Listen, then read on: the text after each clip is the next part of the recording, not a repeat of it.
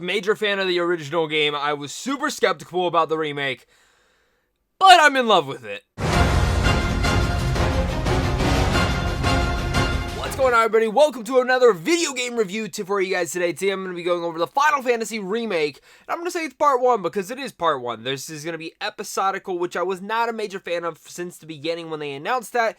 And I was skeptical to even buy the game for $60, but I'm here to tell you it's worth it. And if you've never played Final Fantasy VII, this is the time to definitely play it. If you guys are new here, though, make sure you're going to hit that like and subscribe button. We're adding you tons of geeky content over here on a daily basis. And as well, make sure to comment down below. Let me know your guys' thoughts. Are you guys excited to pick up this game?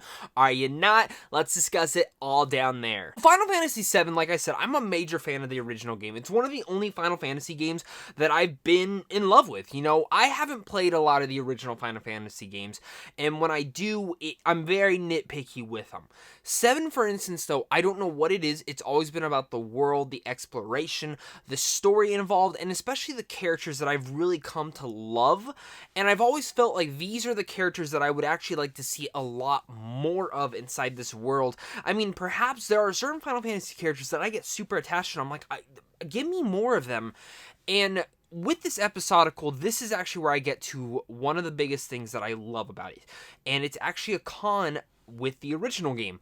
My biggest con with the original game is the depth that it goes to with certain characters. Now, I'm not talking about Crisis Core, which goes way deeper into Cloud and everything within him, but I'm talking in general. Cloud's character fucks in Final Fantasy VII. He feels always one note, and you get to know a little bit more about him, but not enough. Same thing with Tifa, Aerith, really everyone. Jesse, the whole Avalanche crew. You don't get to know a lot about them all, and you do over time, I guess, but there's not enough character development in there for me to really get stuck onto these characters. And really, I'm only playing this game because 1, I'm sucked into the combat, and 2, I'm loving the story. But in general, the characters I feel like were the weakest part of that original Final Fantasy game. This one is the complete opposite, and that is actually my biggest pro for this new Final Fantasy, and actually the potential they could have for that, because this game is around 27 to 40 hours, depending on what difficulty, what side quests you decide to do, and in general, how much time you want to start putting into this game within grinding and all that stuff.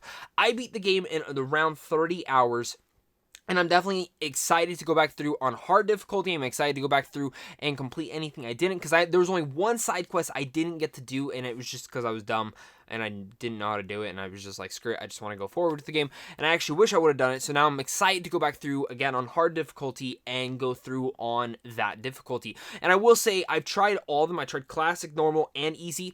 Classic, I wasn't a big fan of. It was kind of like whatever. Easy is way too easy, and normal is kind of like the nice centric in there. Now, if you're just going in for the story and you don't really want to put up a fight, do pick easy mode.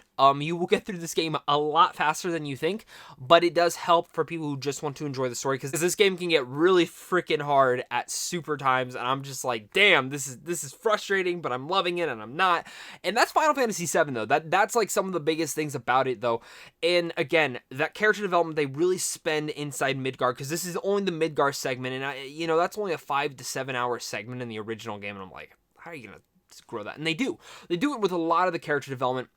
The stuff they do with Cloud, Tifa, Aerith, Barrett, Jesse, you really come to care to love about all these single characters. And in general, the one thing that I've always loved is, like, I want to know who Cloud ends up with. And I think that's something that they're actually going to answer inside this game. There's always teases of it in the original game, but I actually think they're going to give a definitive choice in this one.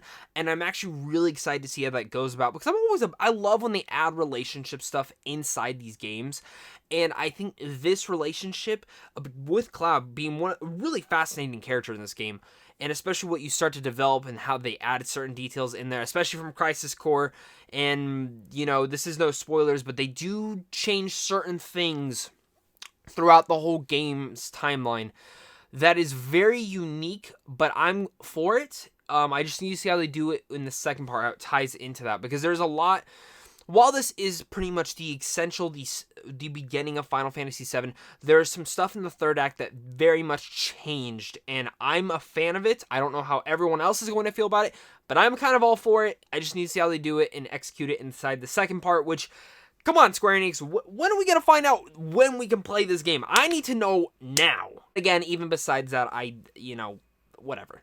I'll play it soon, hopefully within the year and a half kind of range.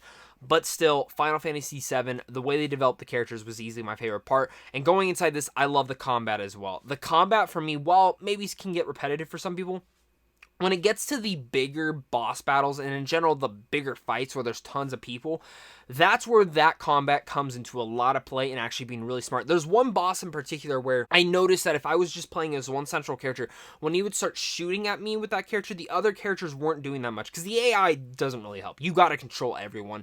So I noticed that, okay, if I'm playing with this character, I'll start shooting him. The second he aims for me, I'll switch to another person, start hitting him. The second it aims back for me, I'll switch to Cloud, start hitting back, go back, and it's just a complete circle of hitting all these moves or staying as Cloud, hitting, and controlling them, showing what spells you need to do. It gets really advanced and actually very okay, I gotta do this and that to stay alive and beat this guy, and it's super smart and very intense and keeps you on the edge of your seat. And again, many people who are fans of the original Final Fantasy, just like me, I was kind of skeptical. How are you going to do this combat? But it works. And it actually feels like Kingdom Hearts' combat mixed with Final Fantasy 15, but a little bit more detailed and elaborate, which again, other than besides the button mashing, it's elaborate in actually planning your moves, assessing this villain, assessing this monster, whatever it is that you're fighting, and figuring out what is its weakness, what's going to do the best damage, and how can I kill it. That's Final Fantasy VII's combat for you. It's very smart, it's very advanced at times, and it really just starts diving deeper the more that you kind of get into it. My god, the graphics are freaking amazing for this. I love Square Enix games and the way that they make their games look. Final Fantasy 15, I freaking loved. And same thing for this one. The graphics are just outstanding. A lot of the cutscenes and the way that they aim, there's really barely any load times once you're finally in the game. You'll go from a cutscene straight to an action scene, back to a cutscene, back to an action scene, and I love when games can actually get that developed to do this, and this shows what the next era of next-gen gaming will be, and it just makes me so freaking excited. I guess the last thing, it's a Final Fantasy game. I gotta discuss the materia and the summons in here, because that was a major part of the original Final Fantasy VII game, and it's a major part of this one. The summons, I was a little bit disappointed in. I only got 5 of them throughout the whole game. There's other ways to get them, and that's through Chadley. I don't love that. I wish it was more of an exploration or quest type stuff, and I hope in the next one they do that, because it does feel really much grinding, and I know this is an RPG, there's sometimes where you gotta grind. I'm just not a major fan of that. I'm not a major fan of when it's for summons, but still, the summons are freaking amazing when they pop in. And the last and final thing I do want to discuss is my con for this. And yeah, yes, I love all the character development we got. I love the graphics, the gameplay. In general, I really much love this remake. And even though it is part 1, and I wish there was more of a, hey, this is when you're going to get part 2, this is when you're going to get part 3, how many parts are they doing? Whatever, I'll sacrifice for it. I'm very excited to see what Square Enix will do with it. It seems like many people are excited with this game. The one issue I have with it is, yes, it is a 5 to 7 hour segment stretched over time. My biggest issue with this game is sometimes it feels bloated.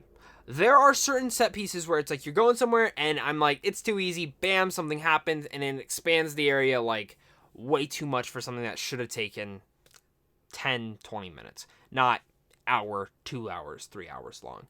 And I'm not talking about when they add side quests in there, because that's actually fun to do all them. But I'm talking about when you add, you're walking somewhere, some detour happens and you have to go somewhere else. It really drags down the pacing a lot, and there were multiple times where they did that I said, you didn't need to do that whatsoever. You didn't need to do that at all, and I would have rather them just added more side quests, something else to that to make it feel more substance-like.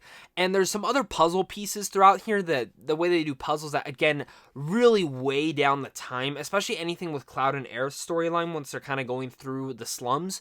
That was kind of some of my least favorite stuff, especially when they're trying to head back. And again, I like the character development we got in there, but it did feel very long, and I don't mind the side quests in there. I don't mind when we had the wall market, which is a really cool area.